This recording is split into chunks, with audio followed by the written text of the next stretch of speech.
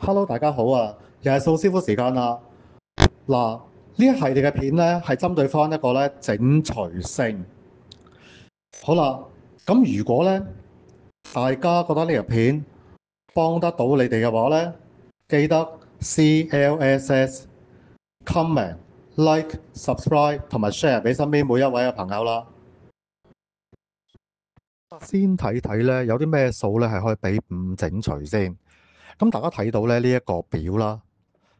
咁咧喺1至100呢堆數嚟講咧，能夠俾5整除嘅數咧，個位數字咧一定係5啦，或者係0嘅。嗱，有啲咩數咧可以俾10整除咧？咁睇睇咧呢一個表啦。咁其實咧個位數字係0嘅數咧，就係10嘅倍數，可以俾10整除啦。咁所以咧呢兩部分咧其實比較簡單少少嘅。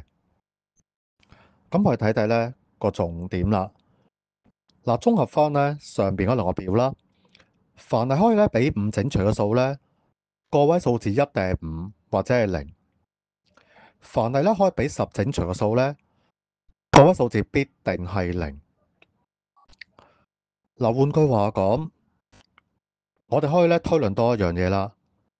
凡係可以俾10整除嘅數咧，都可以咧俾5整除嘅。嗱，跟住咧睇睇下面嘅快速例子。好啦，下邊呢個表咧有4個數字啦，我哋就逐個逐個睇下佢哋咧可唔可以咧被5啦，同埋10咧整除啦。嗱，第一個數咧2015。嗱，2015咧個位數就係5啦，佢可以咧被5整除，但係唔可以被10整除啦。嗱，第二個數係2026，個位數就係6，所以咧佢係唔可以咧被5同埋10整除。第三個數係2338，個位數字係8，同2026一樣啦，亦都唔可以咧被5同埋10咧整除㗎。好啦，第四個數係430，個位數就係0。